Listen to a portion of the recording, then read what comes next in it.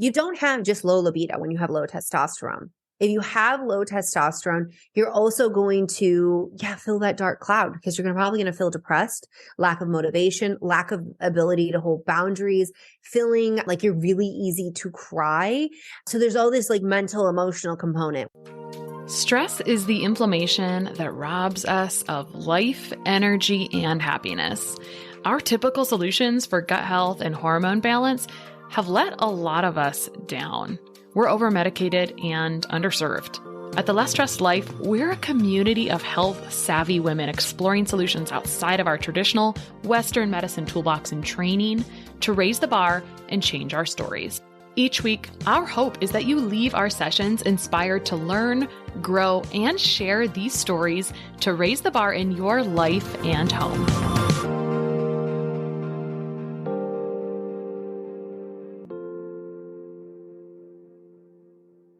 I have a complicated history with coffee.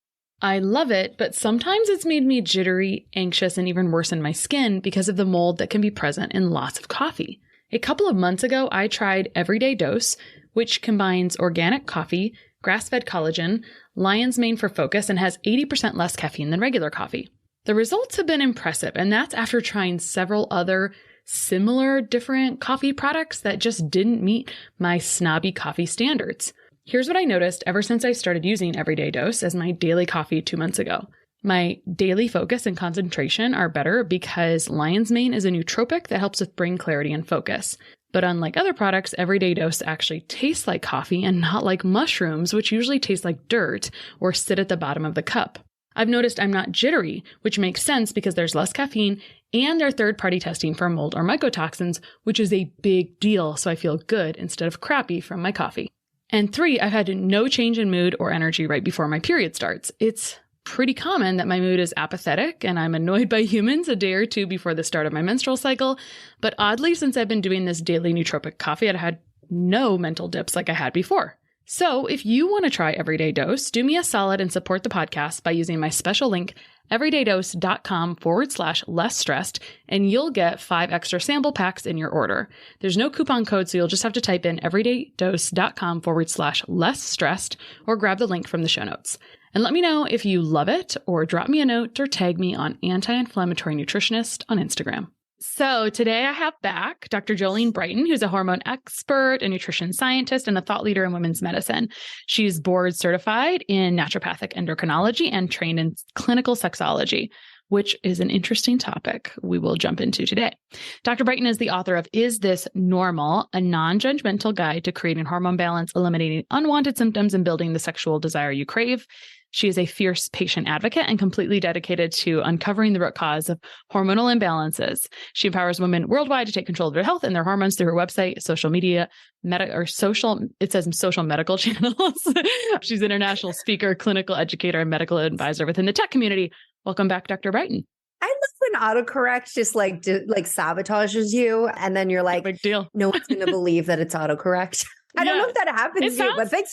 It sounds good. Social medical channels. No, it's good. And I just don't even worry if I bumble through things sometimes, and it's people like realness. So we're good to go. And we're going to have a real chat today for sure. Absolutely. Okay. I really have to smile and chuckle when I read your bio and it says a fierce patient advocate, because that would be such a good word. Probably not the first time you've been told this, but I always used to tell people, well, she kind of scares me. She's like a fierce tiger, right? And so I love the Enneagram. I speak the Enneagram. To me, Dr. Brighten is an Enneagram 8, where she's just like powerful in her place, but also these people have a fierce love and passion for the people they're trying to protect, which just reminds me a ton of you. So whether I'm right about that or not, what number did you say? Did I catch it? 8. Yes, I am 8. I don't know why. I'm like doing my thing in the world, but I just feel like, not that many people are paying attention to me and it's not about me. And then people know these things like you're an 8. And I'm like, oh, like you see me. Yeah. Your personality shines through and it's okay. And I probably am a little more aware of it because I'm married to an 8 and I used to have someone who was an 8 on my staff. And I think that I'm having a week where this topic is coming up a lot, that our relationship to self and our relationship to others pretty much predicts our stress level and how we interact with the entire world. So I've been thinking about that a lot. And so anyway, so it's come up a lot this week. So that's the thing. Okay. So you were here, and guess what? The one thing I didn't grab is which episode you were on, what year. It was a few years ago. You came on. You can link to it. People can find it. Like, we'll find you don't have to know it right now. You were on, and we talked about stuff, but you had written Beyond the Pill in 2019. So here we are 4 years later. And Is This Normal just came out, or is coming out around the time of this episode. And I want to talk about like all these different hormone questions people have. But what's interesting for me is I'm kind of jealous of the person who does the podcast, like, how is this made or whatever, because I really like behind the sscenes things. Guy Raz. So, yes, Guy Raz. Like, I met him in real life, which is like true story. Wow in the world. My son, like big fan. We're big fans. And we go and meet Guy and Mindy. And I'm like on stage and I'm like, oh my God, Guy Raz, you're so amazing. And I'm like fangirling over him. And then Mindy's standing there and I'm like, you're cool too, Mindy. I feel so bad. But Mindy and I became friends on Instagram. But either way, I'm a big fan of that show as well. Yeah. When Guy Raz retires, I need to be trying to vet for that job, because that's been my dream job. Get it. What happens behind the scenes. So on that kind of note, there was Beyond the Pill. 4 years later, you're writing Is This Normal? I want to hear about what the gaps were, because I know you are a very marketing savvy gal. So if you're going to write a book, it's because you're seeing a huge issue in the market that's not being filled. And so you want to fill it. So tell us kind of what the gap was that you were trying to fill with Is This Normal, and where this all kind of came from. Because it's a bit of I saw the previews online and how there's assessments, and there's a lot there, which means that our conversation is going to be all over the place on Hormones Day, which is cool, but there's a lot there, right? So tell me why you did that. Yeah. So with Beyond the Pill, that book was all about birth control, right? And how to get answers beyond the pill. Because you go to the doctor and you're like, hey, doc, I got these hormone problems. They're like, do you want a baby? You're like, not right now. They're like, great, here's the pill. End of discussion. And so I wanted to give solutions beyond the pill. I wanted to show people there is life if you want to come off of it beyond the pill. And if you're on it, ways to keep your body protected and safe and healthy, because you are taking a medication, and medications do have side effects and impacts. So that was Beyond the Pill. And I felt just really passionate about it. So when you write a book, it's because like it's burning inside. Like you have to write this book, because anyone who's written that book knows. So you're like, you write this book 2019. I'm like, well, I started writing the book like 2017. And then Is This Normal? I started writing in 2020. And, here it's going to come out. Like, how is it even 2023? It's so amazing. So with all of that, really, I was just really passionate about Beyond the Pill, and it just seemed like a really good time to have that conversation, because I was having it so much with patients. And the book I really have always wanted to write is This Normal? And I think in some ways I didn't even realize like how badly I wanted to write about all of these concepts. So Is This Normal is divided up in 3 sections. And the very first one is your sexual self. And then the second one is your cyclical self. And that's where we get into all the hormone talk. And then we go into a 20-day program. When I set out to write this book, it was actually like, here's all this hormone stuff. And then there's going to be a chapter about sex. And as I got into it and I started going through, so I do this weekly Ask Dr. Brighten since 2018. I go through all of these like archives of questions that I've gotten. We're pulling questions that we've gotten from readers and then matching up to like questions from patients, questions from being at parties with my friends, like, and realizing like, my God, everybody asks me about sex. Like and this is something that like I embarked on studying more about clinical sexology. So the research of sex and how you apply it into clinical practice, pursuing my training in being a sex counselor and getting that certification. And so in all of that, I'm like, why are we just not like give the people what they want? So I really set out to write the book that I wish that I had, that helps answer people's questions in a way that feels non-judgmental, without the stigma and the shame, and doesn't have, and I'm not going to say that like it has zero bias, because like I'm a human and I would love for that to exist. And my editor and I really tried to set out to do that. But I think that whenever we ask questions about sex, whether it's on the internet, which you can end up in some scary places, or you're asking about sex and hormones to your doctor, you get biased answers. You get their baggage. Like they haven't dealt with their sexual shame and we all have sexual shame because like that's just part of how society And maybe you have like really super amazing parents and like you have a totally different story. I don't know.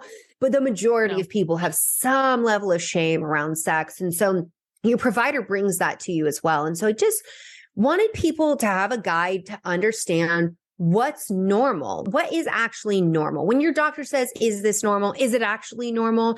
And when are the times that you should go see your doctor? And that's why it's filled with like so many checklists and all these things, because the checklists are going to help you dial in what's going on. But really, they're my sneaky way of giving you everything you need, your whole arsenal. I don't like war language. And yet I literally like have felt like when I'm going to my gynecologist, like I'm going to battle, like that kind of feeling of like my last pregnancy was like that. Where it was like, oh, I gotta get like my like pumped up in the car with my music. Cause I just got to go in and like hold my ground. Cause the bullshit's about to fly. Like, and that's me as a doctor. So it's like, I know what the average person is experiencing is really amplified. And so it's for you to be able to bring all of this to your doctor and say, you're telling me this is normal. However, X, Y, and Z, like, and this is what's true for me right now. And as a patient, you can say, that's never been my normal. This is a change. I almost feel like this might be tucked into the book, but what you were just talking about right there, I feel like the next book is how to talk to your doctor about blah, blah, blah, blah, blah, which is actually one of the questions that I got from someone for you today. So we'll get back to that later. And also I want to point out that on this book, even though you're talking a lot about sexual health, it's a book you aren't embarrassed about reading. You're not embarrassed reading on the plane because it's not blasting it. It's kind of like a sneaky, thing where people can feel good about maybe reading it. I have to ask before we get into some of these other questions, because everyone's going to want to know this. How do you train in clinical sexology? So one, you do lots of conferences.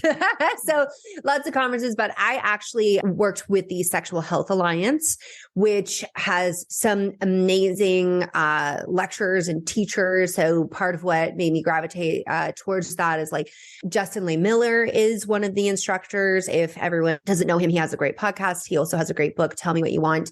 He's a researcher at the Kinsey Institute, who are like, those are the people like doing the sex research and like really reputable stuff coming out of there. Like the dual control model I talk about in my Bofton Jensen from the Kinsey Institute, but also like David Lay, Emily Nagoski, like all of these really amazing, brilliant minds who are researchers and clinicians who are the instructors as part of this program. And I was like, I definitely want to learn from all of them. And yeah, so that's what I pursued. And so for people who are interested in pursuing this, so I feel like this feels more like level one, where you go through this training, you've got to attend conferences, you have to do like your like basically sexual bias assessment, like you got to reassess yourself. So you actually go through a whole training with that. And then you take a test, you've got to do all of these like presentations, all this stuff to demonstrate your knowledge. And then you pass this little gauntlet and you can become certified sex counselor. If I had a background, if my degrees were in psychology, I would be a sex therapist. And so it's important to make that distinction for people that as a doctor, I can prescribe and treat. And then as a counselor, I'm more counseling around these things, but it's an interesting thing because it's like, I can diagnose and I can treat those things. Your average counselor cannot do that. And then there's a line where I bump up against where I'm like, you need couples therapy. You need, more psychological support. And so that's also part of my training is understanding like, where is the time for referral? And honestly, I think like everybody needs mental health support, especially like with some of the topics of the book, like if you're dealing with endometriosis or you have chronic pain or you have, PCOS and navigating this world, like it's important to have someone that you can check in with. So there's another level to doing this where you become a sex certified sex counselor, which is like the governing body of sexual health. And they're like the overarching like governing body of this. It's like a lot of people debate it where it's like some people won't recognize it because ASEX takes the stance that there is no like sexual addiction and these whole concepts around like really shaming people about sex addiction, porn addiction, these kinds of things. And I know people are going to be like, what? Those are things. They're actually not. And they miss the root cause of the issue. And so if somebody's pursuing those things and all you do is label them as like a sex addict, and then the treatment is like shame them to high heaven about sex, like, and you think that works, like Brene Brown can come in and let you know what shame does to people, but also you miss like the root cause of like what is really going on with that. So that's like a next level of when you go through that training, you do a bunch of observation hours, like somebody's observing you, you're working with other clinicians. And so that's been something that I'm at the balance right now of like, do I pursue that? Because for me, I'm like, I don't like hot and heavily just do sex counseling, right? Because I'm a physician and I've got these other aspects of things and so if anybody is pursuing that and they did want to do the sex counseling and that's primarily all they wanted to do, I would recommend taking the AASECT route because it's really just going to make you such a better clinician. And for me personally, I'm like where I'm at and how I'm using it, I'm referring if we get to a point where it would be more intensive than that. That's really interesting. And then that took us down quite a rabbit hole. I know. I was like, is this in depth if she wants it? What the root cause of an addiction could look like. And I think we can just take the label of sex off because there's addictions of all types. And so this reminds me, you said this in different words. You said everyone could use some mental health support. The longer that I've been working in clinical practice and working on health in different capacities, the more I've realized, learned and had to up level essentially what we do for the nervous system, because that's pretty much the deciding factor of how things are going to go anyway. So, all right. So that took us off kind of a tangent and that's okay. But let me circle back to some of these things that are affecting, I think, a lot of our audiences on a regular basis. So we just got done talking a little bit about what it looks like to be trained in clinical sexology. And a common thing that we see in women is that they're complaining of low libido. So let's talk about ebbs and flows in the cycling woman. What can happen with libido? And what about ebbs and flows in life? What are some of the root causes of low libido that are semi-normal, not normal? And what do you think some of the answers are for people? Okay, so this is like a huge question. Like we just went on a tangent. I could go on an even further tangent. So, okay, first thing is, one, I will say in the 28-day program, I will actually guide you through the changes of not only sexual desire, but arousal as well. So what the tissues do, how you respond, orgasms, what you should be trying during certain times of the month because of how your hormones and your body may be behaving. And we do see it has a cyclical nature. The most common times that we will see that you are feeling, and I want to say like people will describe it as a high libido. We're going to talk a little bit more about like what's normal, what's not, but describing, I'm more in the mood usually happens around ovulation and it can even happen around menstruation. And where the low points are usually in that luteal phase. So that is after you ovulate, leading up to your period. And that's just because the shifts of the hormones. So estrogen and testosterone are our leaders in the bedroom, so to speak, whereas progesterone's like cuddle, maybe like not so much. And that progesterone is going to be highest in the luteal phase. And so we do see cyclical shifts. And this is where people get confused. Usually like men in relationships are like, I don't understand. You were so into me and now you want nothing to do with me. And you're like, yes, bro, I was ovulating and now progesterone has come out to play. So that's what we see cyclically. And like I said, I break that down in the book. I also have an entire chapter about libido, which is really your desire for sex. And where I think the best place to start off this conversation is what is most important is what is normal for you. So if you come to me and you say, I have a low libido, I say, well, tell me about when you felt like it was higher. No, I've always been a person with low libido. Okay, so let's talk about what's probably going on. And we can definitely get into that. But if you come to me and you say, like, I have a low libido and, it was like, I always felt like I was very much into my partner. Well, when was that? When we first started dating. Okay, common. Very common. You first started dating. It's all like muy fuego. You're like really into this. And then things simmer. They simmer down. That's also normal. The thing that's not normal is that you felt like your libido, like you were in this relationship or you're not in a relationship, but your libidos felt like you. And then you start an SSRI. For example, one of the many medications I list in the book that can, mess with your libido, or maybe it's birth control, because birth control loves to tank that testosterone along with your other hormones. It's just like we're replacing estrogen and then we're giving progestin, but not progesterone. But so we just like wipe them out, but there goes testosterone too. And so it's well documented that there are women who start the pill and then they have low desire.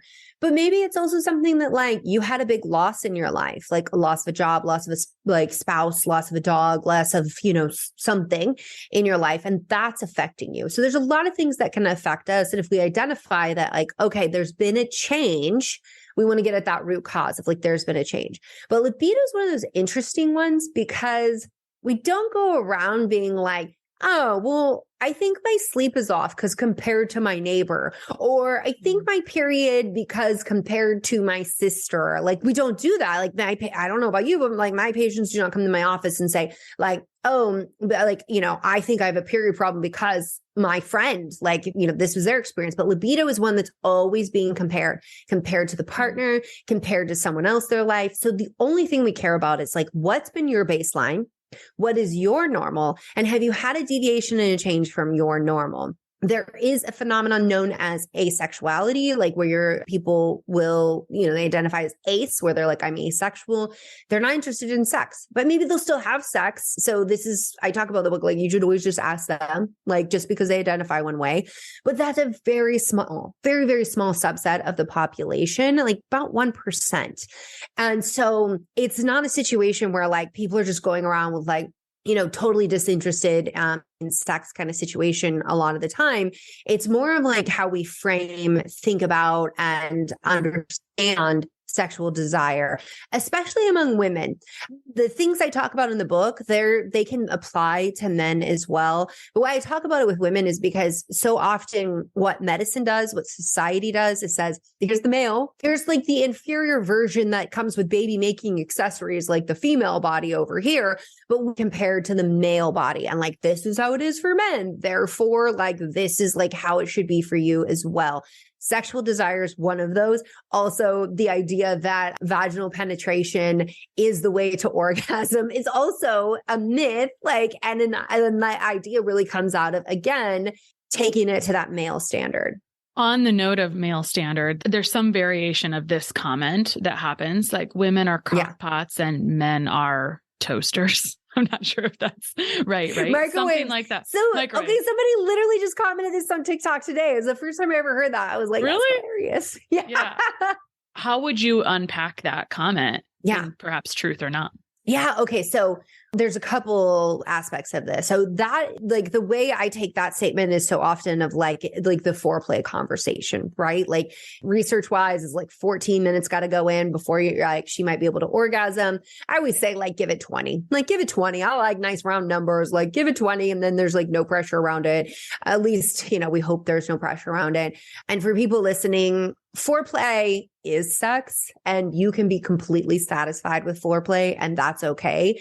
I don't like that term always, it puts a pressure there that like sex has to end in like one event, which is like that heteronormative sex that like everybody's been taught is like the standard. And I just think that's important because women are reaching orgasm through oral sex, manual stimulation, like all of these things that would be considered foreplay. And then they're like, well, what's wrong with me? Because like once we get, in the act, and it's like, well, no, like the majority of women need clitoral stimulation and the minority are experiencing vaginal penetrated lead orgasms. So there's that piece, right? Like, because the average man can definitely orgasm way faster than the average woman that's in a couple on our own. There was one research study being like, women can hit it in like 4 minutes. It's pretty quick. So the other part of that is the sexual desire component. And I think something that's so important for everyone to understand is that what happens in the bedroom is a result of everything that happened outside the bedroom.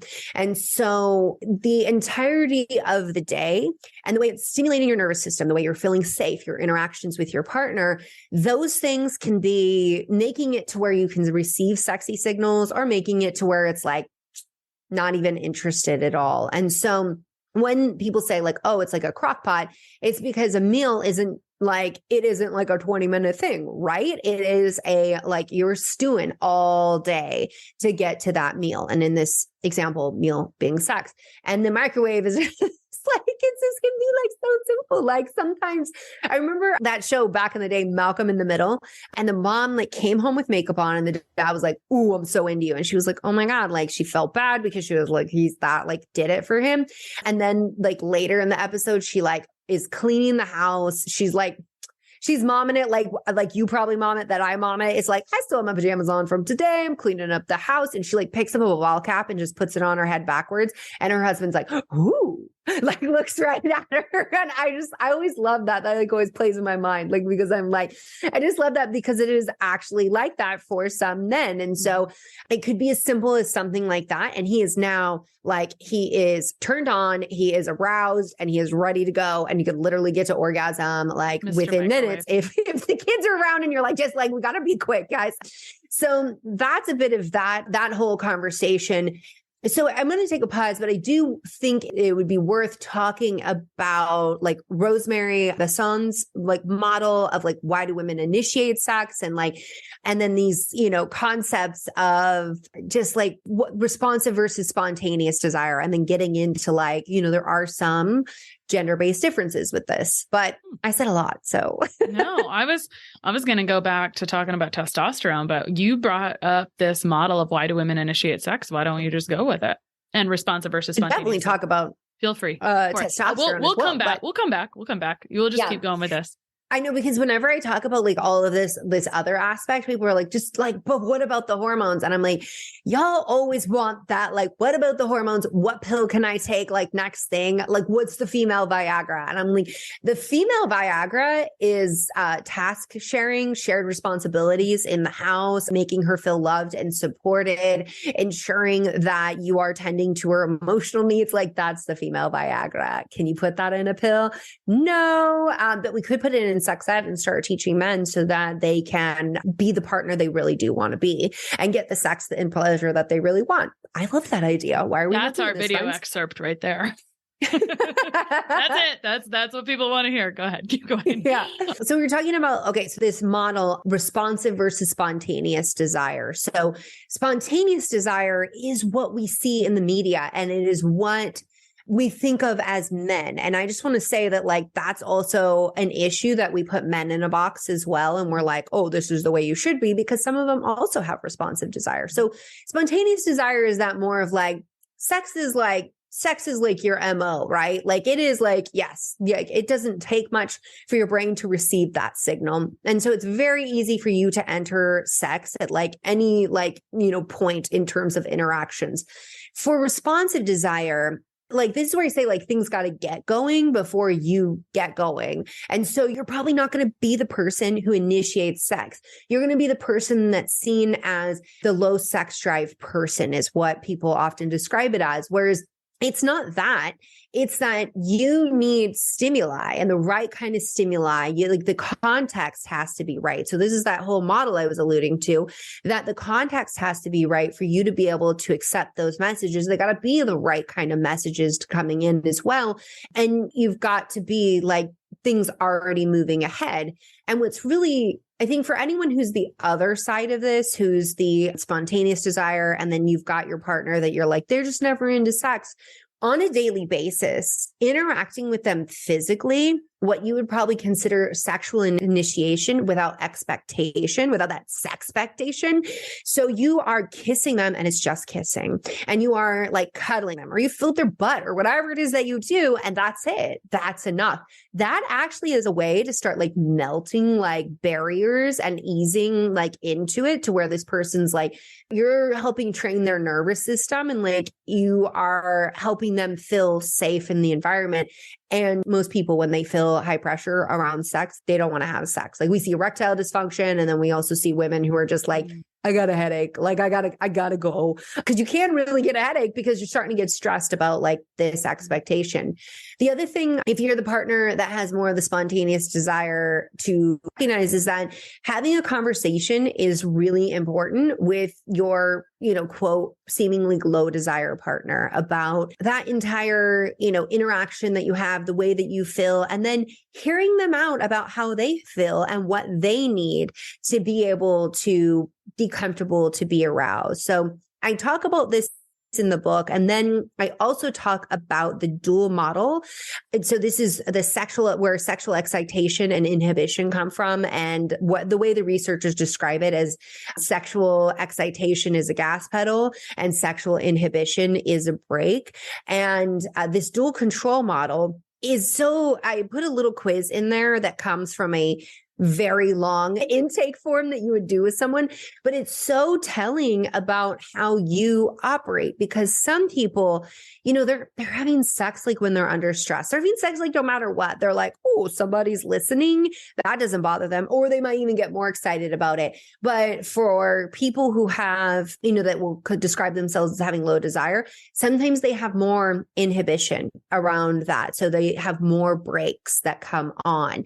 And so this model really shows us like how many different variables come in, that sex is not just going into the bedroom and having sex, but there's like fear of somebody listening, fear of unintended pregnancy. You've had maybe something your partner said to you that's triggering something as well. Like all of these things can operate as breaks that make it to where your partner's like then trying to put the moves on you. And you're like, I just can't, like, why can't I? And it's because what they're trying to do is get your accelerators going. But the problem is we have to disengage those brakes. And so I have a quiz in the book to understand. It's by no means diagnostic. There's like I said, it's a huge intake form otherwise, but it comes from that dual control model where based on that research that came out of the Kinsey Institute, they were able to then make this basically scorecard for you to understand.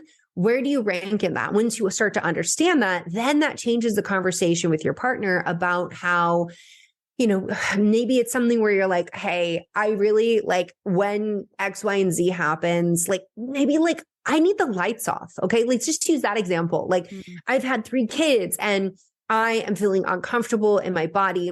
And what would make me feel really comfortable, could you make positive comments about me during the day? And then when we're in the bedroom, I just need all the lights off. Like I need all the lights off so I can be present and I won't be in my head and I won't be worried about stretch marks and things like that. Now, there are body positivity people out there that would be like, no, like turn on the lights, own that. Da, da, da. I'm like, too much, too fast. Sometimes that's just like where we have to start and turn off one of those breaks, but also one of our sensations, which is sight, so that we can put more attention into other sensations, like one of the most important ones being touch. I had to make some notes on some of the things that I really pulled out from that, which the first one was you were talking about how it's everything, all the stimulus throughout the day, which we kind of know, but we're like, yes.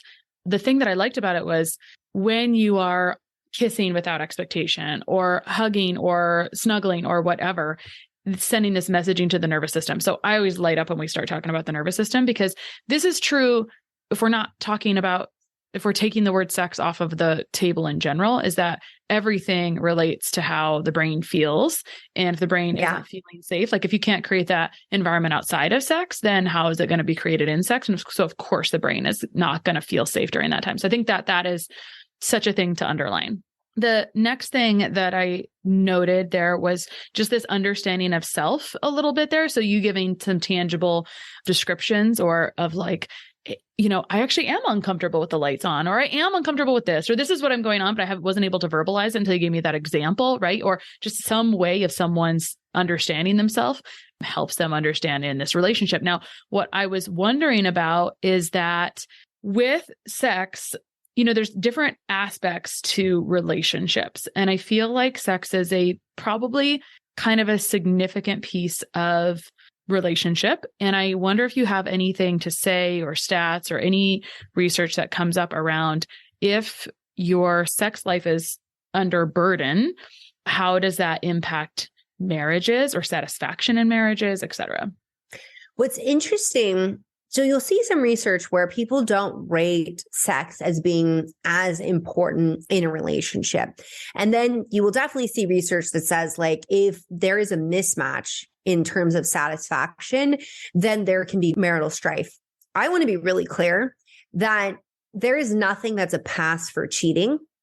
And when I talk about this stuff, the number of men who come in, it's so sad to me. I'm raising 2 boys, and I was like having one of them's only, he's not even and you 2. are I'm fierce like mom here. I'm like having conversations with them already about like, don't be like self-centered and selfish. But men are always so quick to be like, well, if you are not like serving your man, then he's going to have to go out and find it somewhere else. And I'm like, no, don't work that way. Doesn't work that way. If you like, no, you need to do more work at home, then like something else is going on, and that's not a free pass. And you are also coercing somebody into sex, which is not consent, when you are making threats at them that this is going to happen. And this is a big problem. We're not teaching consent in the majority of states. It's like less than 10 states have anything about consent. We're even seeing the CDC came out and we're like, oh, wow, like the rates of teen girls being depressed is like increasing, and like, and telling them all this stuff. And then they're like, yeah, we should talk to girls about, this is the CDC's recommendation. CDC, if you're listening, you suck, okay? Because their recommendation is that we should teach girls about how to navigate sex, and we should teach girls about consent. Really? You don't think that you should teach like the perpetrators of assault about consent? Because sometimes there are situations where men find themselves being the trauma inducers, and they didn't mean to, because they didn't understand consent. They didn't understand anything about it. And I am not giving anyone who commits sexual assault a free pass, but we do have to recognize that like there's a huge issue here, and like we're not teaching it. We're not teaching it to, you know, what people would say are children, but these children are sexually active. So we need to be having these conversations. So that's a bit of a tangent, because I get like really heated. There was like actually this man who commented to me like last week, and he said to me, like, women should just have sex anyways. We don't all like taking medicine, and sometimes medicine tastes bad, but we just swallow it and do it anyways because it's good for our bodies. And I was like, did you just compare like being intimate with you as swallowing a nasty medication, which is also only supposed to be temporary, sir? But like, did you really just say like, suck it up and do it anyways? Like, what pleasure is there for her? So anyhow, that's a little bit of a tangent. The thing that I do definitely want people to understand is that there's always so much pressure around the orgasm. I wrote a whole chapter on it. I think orgasms are great, because they can literally help you live long and healthy lives. They're so good for your hormones and your immune system, and like, yay, orgasms. And they feel so good. So like we all want them, right? What is so interesting is that when you ask people, when they do these surveys, by the way, like people in medicine are always like, surveys are not very good research. We know, but how are you going to get data from people about sex? Like, it's like, what are we going to do here? There are some limitations, but when you ask people, what leads to sexual satisfaction? What makes you feel sexually satisfied?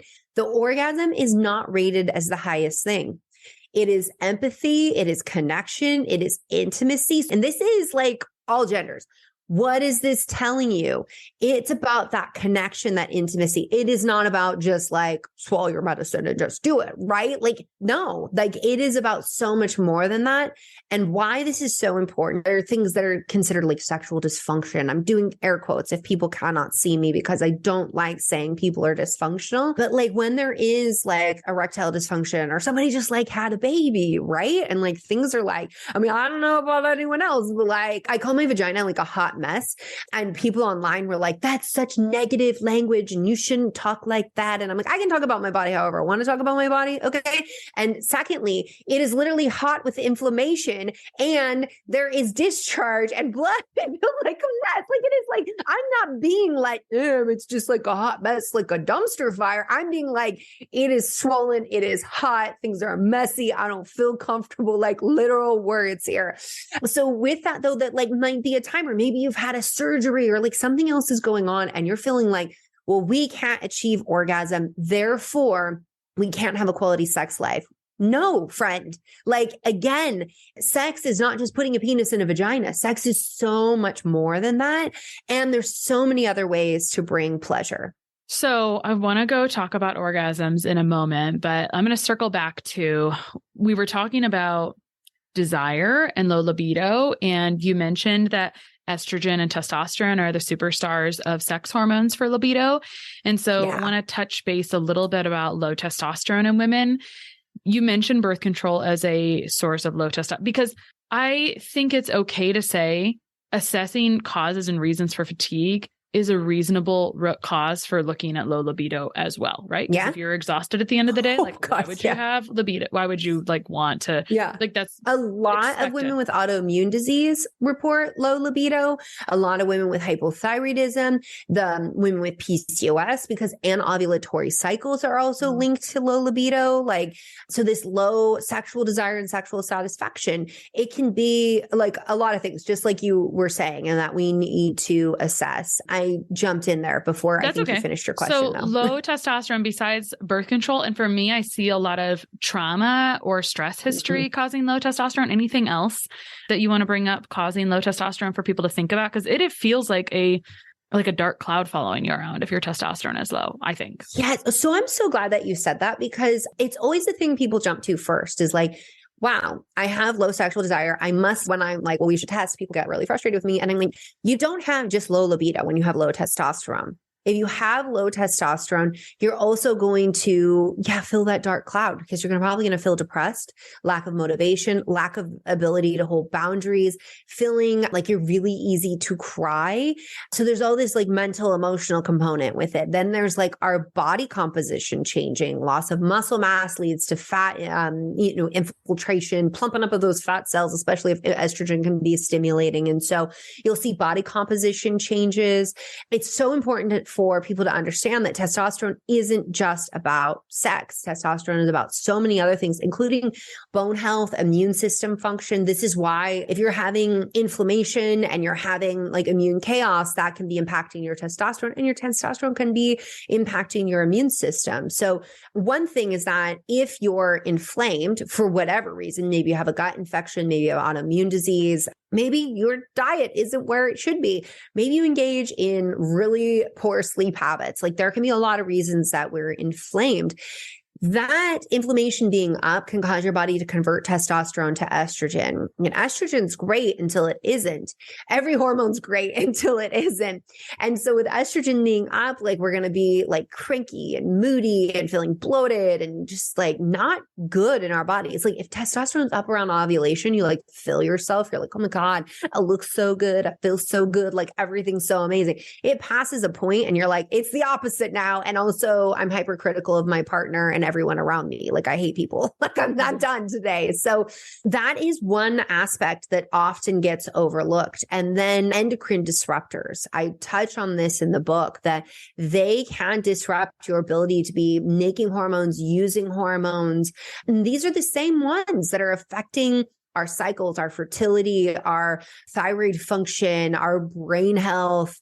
Endocrine disruptors are really like, they're no joke. And for a long time, I feel like just people, it's not people in general haven't been listening. There are some people who are like rah-rah cheerleaders of the corporations who are like, prove that I'm going to die from it before we care about it. Like every other countries in the world, like prove that it's safe, like mess around with this.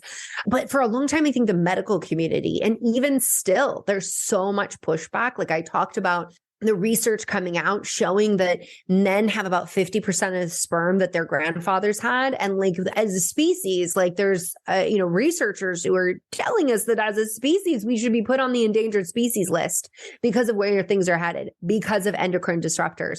And you still see doctors out there, like I was told, like, you're fear mongering and it's not that big of a deal. And I'm like, when is it going to be a bit like, when is it going to be enough? Like, I'm sorry, the entire planet is in chaos and is struggling. And you're like, nah, it's not so bad. I'm like, where do you live? Can I be in that bubble? Is it nice? Mm-hmm. Yeah, I forgot that I'd been seeing a lot of that lately. Like there's a lot of people talking about how sperm is down in men. And if we keep going at this rate in 10 years, I don't know what fertility rates look like currently. You probably do, but it's a concern. And on the note of, and you can jump in anywhere here, but since we just talked a little bit about improving testosterone, if that's low, because that can be such a big thing for low libido, one of the next questions that I think will tie in nicely here is that there's an epidemic of low progesterone for women, and your energy and how well you feel is not good. So let's talk a little bit about, because that's like the big golden egg is like everyone would love more progesterone. So let's talk about what it looks like to improve progesterone. Yeah. Okay. So God, I love progesterone, even though I was like, yeah, it's like gonna like block you in the bedroom. But if you don't have enough of it, you are going to like karate chop your partner out of the bedroom. Like you're going to be like, hiya, you're out, like gone, because without enough progesterone, we've got that estrogen stimulation, that cranky pants coming back. We have all, maybe you haven't, friend, if you have not ever had PMS, please comment below, but I've definitely had PMS where I'm like, so just ragey angry in my body, like hiding out from my family, being like, why am I so angry? I'm like, you're going to start your period and you've been pushing too hard. So stressing, not getting enough sleep. Those are two things that like, if we know that takes that progesterone, just turn it around. Turn it around. Okay. You got to get quality sleep. We've got to handle our stress. I feel like every time a doctor says that, you're just like, oh my God, what? Like how? Like, right? Because everybody's like, get your stress down. And it's like, okay, pick and choose. What stress can you get that down? But really, how do we make you more resilient? How do we help like sleep? So we go right back to the sleep. That's going to help you so much with that. But also like, doing the deep breathing, doing the meditations, doing the mindfulness, all that's going to help you in the bedroom as well. Orgasms are an act of mindfulness. So friend, worth doing. All of that is really going to be beneficial to progesterone, as is getting with community that builds you up, that makes you feel good, that doesn't leave you depleted. Those things can help. Increasing vitamin C in your diet, eating more vitamin B6. You may even do well to start bringing in at least 30 milligrams of vitamin B6. When it comes to vitamin C, depending on especially what's going on with the adrenal glands, because they're so concentrated in vitamin C, we might need like up to 4,000 milligrams in divided doses of vitamin C coming in.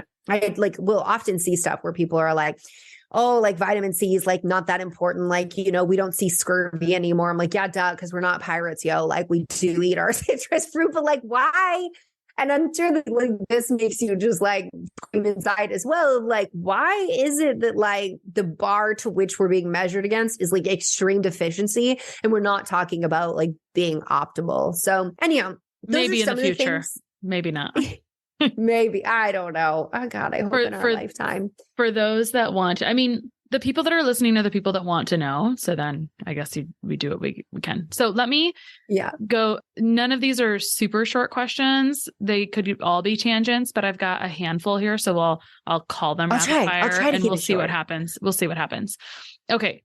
These are ones that pop up a lot. What do you want to say about night sweats and cycling women? Okay, night sweats, one or two things. Okay, here's what I ask. Do you wake up and you're hot and you're sweaty and you're hungry and you're irritable and maybe you even feel like you're in a panic? If it's more than just hot and sweaty, we're looking at adrenal glands. And that's a good idea to skip that intermittent fasting, which like not eating from dinner to breakfast. Everybody is intermittent fasting and it's great for your gut and great for just about everyone, except those people who are having blood sugar instability. And so you're the kind of person who wants to ditch that idea that you shouldn't have a snack before bed and maybe have something light. So like if you're going to bed at like 9 or 10, maybe around 8 o'clock, I actually talk about in Beyond the Pill an upgraded golden milk, which is having turmeric. You put some like ghee in it or whatever fat you want to put in there, put some collagen in there, a little bit of honey. Now we've got fat, protein, and why collagen is because it's higher in glycine and that can help you sleep.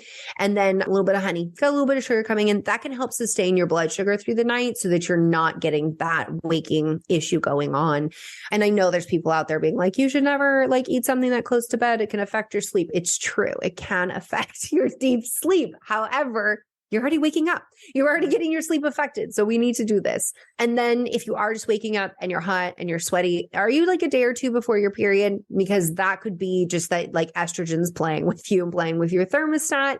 And that's like, unless you have other symptoms of perimenopause, I'm not worried about that unless this is like extreme, like drenching the sheets. So that was like kind of a tangent. But the other one, just to rule out, is like, is it perimenopause? Everyone's like, I have this menopause symptom. I'm like, no, that's perimenopause, friend. That could last a decade. So let's get on top of that. And that is where you just like wake up hot, sweaty, sometimes drenched in the sheets. And that is because your ovaries are deciding that your time has come. They're going to stop functioning. Well, that is one of the next questions is, do you have any advice to women that are transitioning to perimenopause of supporting their body? Take care of your adrenals. Absolutely take care of your adrenals. There's so much that I could say. At drbrighten.com, I have a bunch of articles on perimenopause, and definitely take care of your adrenal glands, because once you get into menopause, you no longer have ovaries making hormones. You're going to lean on your adrenal glands. They're going to make DHEA. DHEA then goes into your testosterone and your estrogen. And don't be afraid of the progesterone, because, you know, when it comes to bioidentical progesterone or just getting progesterone hormone replacement therapy, it can be so helpful for your mood. I mean, when women are like in perimenopause to menopause, like the rate of antidepressant, like psych meds, doubles the use. Progesterone is helping with your emotional memory. It's helping with the myelin sheath in your brain. It is helping with your mood and just showing up and loving the people in your life. And so there's been a lot of fear mongering around hormone replacement therapy based on research that wasn't great. And so talk to your provider, have an individualized discussion, because progesterone alone can totally like be a game changer for people. It's going to help you sleep at night too. Mm-hmm. What do you want to say about subclinical thyroid? So context being that a lot of times people have sluggish thyroid symptoms and the blood work doesn't reflect that. And this is I'll just give the context that, you know, probably a week or two ago, we did some great episodes about thyroid, but this is a passion area of mine, is subclinical thyroid. So do you have anything you want to say about this? So one thing I'll say about subclinical thyroid in general, it's one snapshot in time when we take that blood. So this is important to recognize, is that sometimes by the time we catch the blood, like the body is shifting, the body is compensating, the body is doing things. And that doesn't mean you don't need to support your thyroid, but it does mean it's not time to just jump on a medication. In fact, if you're feeling that way and the labs are like not quite there, it can sometimes feel like this like womp womp moment where you're like, well, now what? Now we've got time. Let's get in there. Let's do some work around that. And so, you know, for me, if we've got thyroid issues starting, I am like, even if the antibodies are not positive, because we know the majority of cases of hypothyroidism will be due to Hashimoto's autoimmune thyroiditis, and that the antibodies are not always positive. They will not always be positive in people. We'd have to actually just like go biopsy the heck out of the thyroid to know for sure. And that's invasive. Nobody wants that. I'm like, approach it as if it is Hashimoto's. Start doing that healing. Take a look at the gut of what's going on. Make sure that you're getting your nutrients that you need.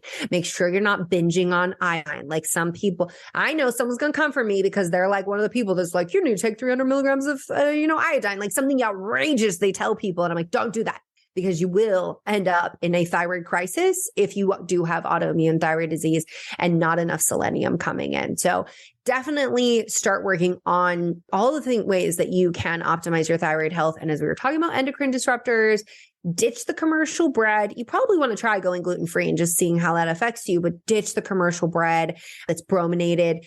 Check out your furniture. Are you sleeping on a bed that's soaked in flame retardant? Are your children in flame retardant clothes? Are your couches? How often are you vacuuming? How often are you opening up your house?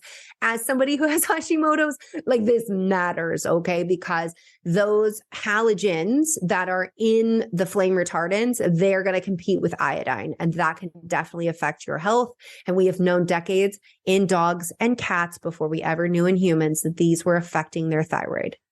Yeah, 300 milligrams iodine is a whole hell of a lot. But check that episode from a couple. Those like crazy recommendations where they're like, "Oh, drink this whole bottle of kelp and like do this whole thing," and then you're like adding it up, and like 300 milligrams is like an insane amount. Yeah. But you're adding it.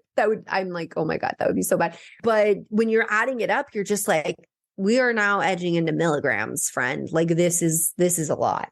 I was going to say something about that. What I heard there was there's a lot of opportunity to love on. This is how I talk about love on your adrenals, love on your thyroid, maybe work with somebody to help you dial that in instead of doing super willy-nilly stuff, I would say. Okay. What do you want to say about, on the heels of thyroid, what do you want to say about hair loss? Because there's a lot of complaint in the last 3 years of more hair loss. We have post-COVID stuff. We've got other thing. Talk to us about what hormone stuff is impacting hair loss, ebbs and flows for people. Geez. Oh, so I just want to say I lost so much hair post-COVID. Like gops were coming out. It came back. It's even longer now. It's amazing. I'm so happy. So those kinds of things, like if it's after an illness, like after having a baby, those are usually temporary, but we all freak out a little bit because it's scary to lose so much hair. When it comes to hair loss, one of the main culprits is going to be dihydrotestosterone. So testosterone gets converted via 5-alpha reductase enzyme into dihydrotestosterone, or DHT. DHT leads to the miniaturization of the hair follicle.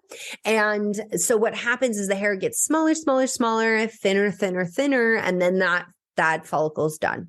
Follicle out. And now you've permanently lost that hair. This is permanent hair loss. So with that, if your doctor tests testosterone, they're probably not going to catch it. If they test free testosterone, they have a better chance of seeing hyperandrogenism, so too much testosterone.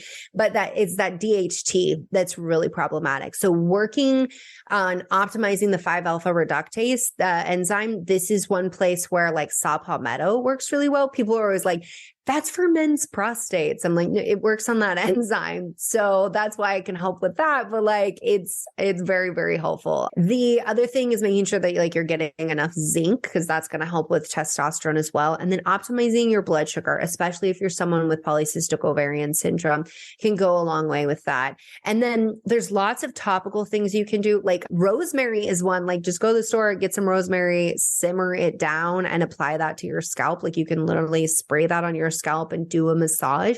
That is something that can help. It's been shown in the research to be beneficial. And then if you're out of your childbearing years and you're experiencing hair loss, taking the route with medications and talking to your provider about that. A really common one they'll use in women is spironolactone, but there's other topicals and different things that you can use as well. And so it just depends on like where you're at with all of that. But that is definitely the main culprit when it comes to hair loss. And if you're like, my testosterone's fine, I'm getting ahead of myself there. My testosterone's fine, then it might be your thyroid. So this is where working up your hormones is really important. So I have a cute story. It's more cute for me, but a little cute for you too. I was coming back from a coffee date this morning to prep for this interview, and I walked by a bag on the floor, and your book was in the top of it because my daughter has, for her senior capstone project, is doing a project around menstruation tracking, et cetera. So the concept is like know the flow, period problems, and menstruation education. So she presented to some middle school girls the other day. And so she's reading all of my women's health books. So your book, your face was just like staring at me out of this bag. And I thought that is really cute. So I texted her and said, do you have any questions for this author? And she's like, oh my gosh, so many. And so I thought this was really kind of adorable and awesome, because obviously I'm kind of proud that she went from I have horrendous periods to look at the cool stuff I can do around this to let me share this with other people, because no one I'm around knows anything about this either. And they think that this is the only option. It's pretty cool. Change maker. I love it. I think it's really cool because, she came from not a great place and it was like, I'm not going to do this for you. So we'll see where it's at. Yeah. So she's now surrounded by, friends and classmates, et cetera, and they're graduating. And so there's 3 pillars. So what she shares with girls, which is tracking, lifestyle stuff, and conscientious nourishment. So TLC. Mm-hmm. So that's a little bit of the context. So here are some of her questions, because she's talking to girls about tracking. Her question is, do you have any comments about teens trying to approach tracking and fertility awareness method? Which I was like, very... it was just fascinating. Like, oh, these are mature questions. Thank you. Yeah. So I think fertility awareness method is something that we should be teaching in sex ed, because it's a great way to know your body. Now, this is where parents are like, are you saying we should use this for birth control? No, that's not what I'm saying. I'm saying know your body. Because what fertility awareness says is that, so one with the highest efficacy is that you're going to take your basal body temperature. You're going to be able to track that, see when ovulation happens, and correlate the signs and symptoms of your body. And why I think this is so important for people to understand is because we're taught myths, and these still perpetuated to today, like that you can get pregnant anytime in your cycle, which is not true, and leaves a lot of women struggling and heartbroken when they're on their fertility journey, only to find out that everybody they ever trusted for knowledge lied to them, including their doctor. That's problematic. So with this, understanding like how many days is your period? What are those symptoms like? And then going into like, when is ovulation? What do you feel like around ovulation? What is happening in your underwear? It's not disgusting. It's just fertile cervical mucus. And then seeing that progesterone temperature rise afterwards and seeing like, when does it dip down? And how do the things that you do in your life like impact that? I think it is a great way to really start getting in tune with your body. And the more you're in tune with your body, the more you can answer the question of like, is this normal for yourself? Now, when it comes to specifically for pregnancy prevention, it's a tricky one because as we're talking here, like this is like the before 20s, they're not fully mature. And that is just the biology of the situation. And so those hormones, when they are getting hot and bothered, can override the best of intentions. And so why this is important is that the only way fertility awareness method is something that is going to have high efficacy is if you follow the rules. And one of the main rules is no sex that involves sperm like being permitted to access the uterus during that fertile window. So sperm live 5 days, you ovulate for 1. And so that's using barrier methods or doing something else during that time. And I think it's possible, but I think that we just have to be cautious with teens around this because again, we have to go back to the fact that there's like not conversations about consent and all of these other things with their partners that are happening in their own homes and even in school as well. Does that make sense? Totally. I hope that answers your question. So there's a couple more, and this is going to take us back to your 2019 days with Beyond the Pill some more. So the next question was, how do we approach doctors about not just prescribing birth control for everything is her question, because it's the toted answer to all female concerns. Absolutely. I know, right? And like, it doesn't even matter what age you are. They're like, oh, you just started your period pill. Oh, you're in perimenopause pill. And you're like, you're really smart. And I know you could do better than this. Yeah. So, like, thanks for helping us with that progesterone epidemic. Just passive aggressiveness. It's okay. So the first thing is asking your provider, like, you know, I hear you that the pill is one option. What are my other options? Hopefully they have an answer. They might not. That tells you right away, this is like you've met the end of your relationship with them in terms of solving this problem. And that's okay. That's okay. It's nothing against them. And like, not everybody's for everyone, right? So asking about your options. The other thing is that if you feel like you really have something going on, so like the checklist in Is This Normal? You can go through, like, get that data and you can say to them, like, I have X, Y, and Z. I'm wondering, could it possibly be this? Now it's stupid how you have to be like very humble and wondering because doctors have like such big egos sometimes, but you gotta approach it that way if you're going to be successful. But just saying, like, I wonder if it could be this. And if they're like, no, the question you ask is, what have you done to rule that out? What have you done to rule out anything, like any possible condition that's here? They should have an answer. And if they're like, no, what have you done to rule this out? Oh, we haven't done anything. Okay, then what do you think this is? Like, what's your diagnosis? And what have you done to rule that in or rule that out? Asking those questions prompts them to have to go into what doctors do, which is like go through an algorithm, do your differential, where like, what could this possibly be? And if you're asking for specific tests and they're telling you like, yeah, I'm not going to do those, then the magic phrase is, I appreciate it if you could document that I've requested these tests in my chart and your reason for not giving me these tests, not ordering them, because I'm going to be requesting my chart notes when I take these to the next provider. This is not you trying to bully or threaten them. This is you articulating what the next steps have to be. That will sometimes be enough to give them a pause to where they're like, oh, wait a minute. I should rule these things, rule them out. And also, I'm going to now write this down for another colleague to see that I denied these tests and I may have missed something.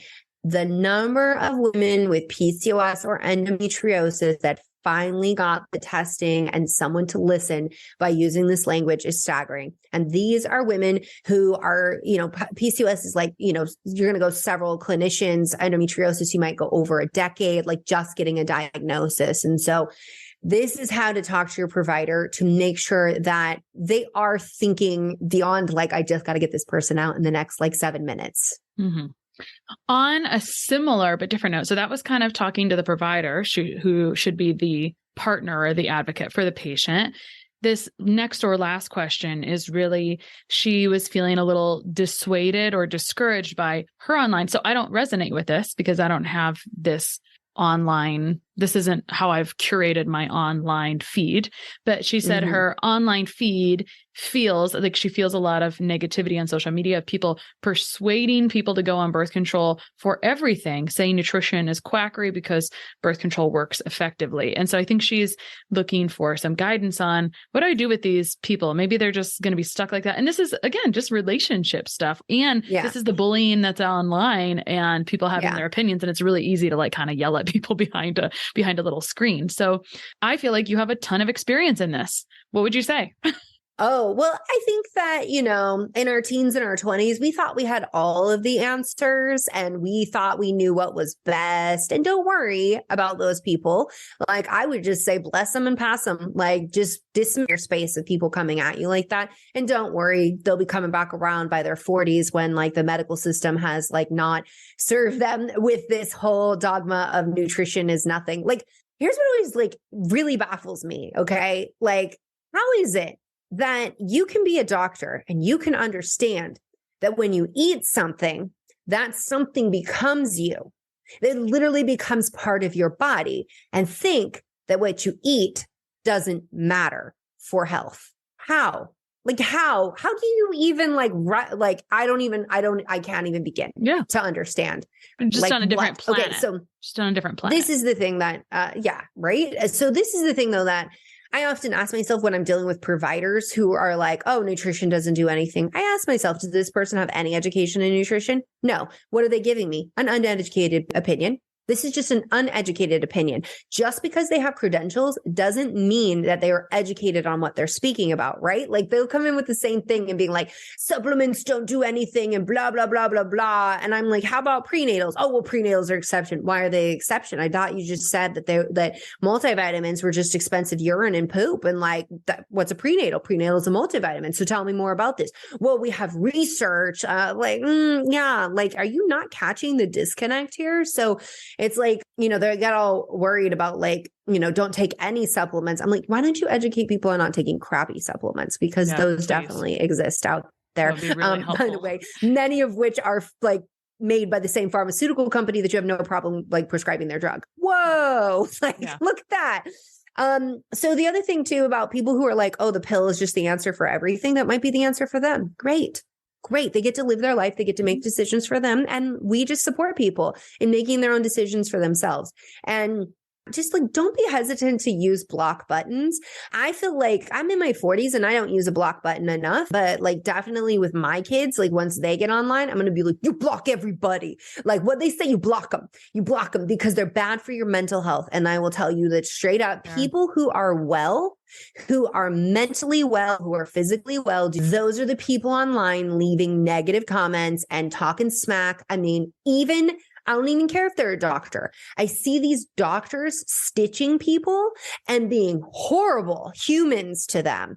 And I'm like, how can you be a doctor and like your job is first do no harm, and you just mentally degraded this person? Like, you definitely harmed them because I was stopping misinformation. Were you? Or were you like, because when you're using personal attacks and you're saying things like, oh, well, we'll see. Like, I literally saw this provider stitch this woman. She was saying like, I don't take prenatals. Like, I don't believe in taking prenatal.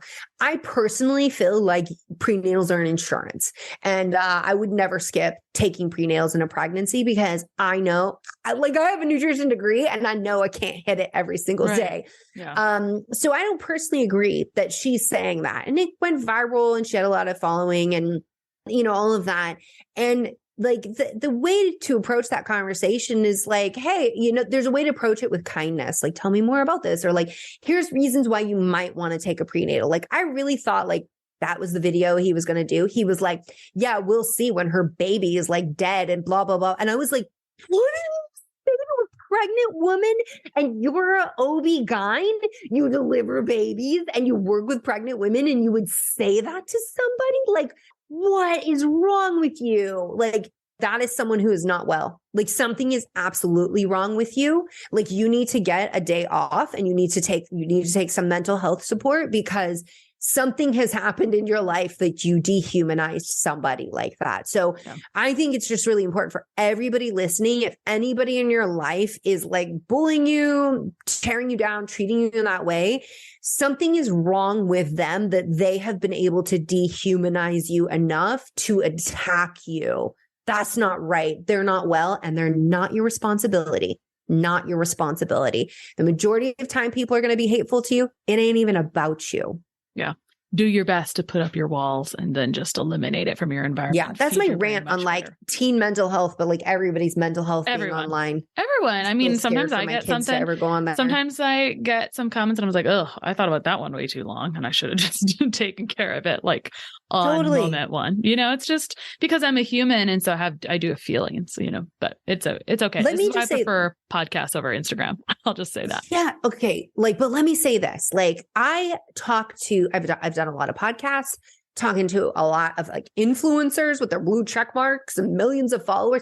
There is not a single person that I have talked to that doesn't tell me that like, you know what? I will get hundreds of positive comments, but that one horrible comment, I can't kick it. It'll stay in my mind. I know people that have like been publishing books way before me. They're like, I was talking about how I read my reviews because I want to write better books. They were like, stupid. Don't read your reviews. Never read your reviews because like, and honestly, Beyond the Pill like has amazing reviews. I did read them, but sometimes I do a podcast and the comments underneath, like there was one I did, and like the comments underneath were mainly men being like, why would I listen to her about food? She's so fat. Look at how fat she is. Like just fat. And I was like, but I'm not fat. I'm confused. Like I'm not. And I like knew this about myself. And then I was just like, and I was also like, but so what if I was fat? Like why would you say that? And then like, but also I'm just like, for my body type, it's normal. But the fact that like you are so like out of touch with a normal female body that you think that somebody that is like in a healthy weight spectrum, if they're not like fitting in a size 0, that like they're automatically fat kind of situation. But like, oh God, my husband was just like, I will lock your phone away if you look at those comments anymore. And I was like, you are right. I need an extreme intervention. So I just want to say to everyone that's listening, if you ever feel like you're the only person who can't let that negativity go, you are absolutely not. You are not alone in that. And it would behoove us all to be a lot more cautious with how we withhold kindness, because I think it's a pretty easy thing to dispense. Except I'm like yelling at the CDC earlier. No, that's all right. I mean, I've been reading Brianna Wiest's books, and my comment this week is like, she just kind of rips my heart apart and stitches it back together every time as you like dig into those things. I don't know these books. I gotta check these out. The Mountain is You, and it's about self-sabotage to self-mastery, and just like one paragraph at a time is excellent. So that's all you really need. They're powerful, good stuff. Definitely check those out. And on the note of books and checking people out, where can people find you online? drbrighten.com is my main hub, DRBRIGHTEN. And then you will find me on Instagram, TikTok, and YouTube at Jolene Brighten. We tangented about a lot of things. We went to mean comments online as the last comment. We went from sex and libido to mean comments online. Hey, it all relates. Any last I feel like it's not talked about. Like that topic is just not talked about enough, because like for people to understand that those comments put you in a stress response, that's going to cause your cortisol to spike. That's going to rob you of progesterone, because your mitochondria will be like, no, it's not safe. Cut down baby making capability. And if you're like, wait, I don't want babies. No. But like, don't tell your body. We want all those yummy hormones. So that is something your body already got that message. I know. And this is something that like, you know, I talk about in Is This Normal? Like to ditch toxic people, to like block people, to do all of that. It is so important. And I feel like the older the generation is, so namely that we are, in the phase of perimenopause. I said, take care of your adrenals. We did not grow up with Instagram. We did not grow up with TikTok. Like we did not grow up with these things.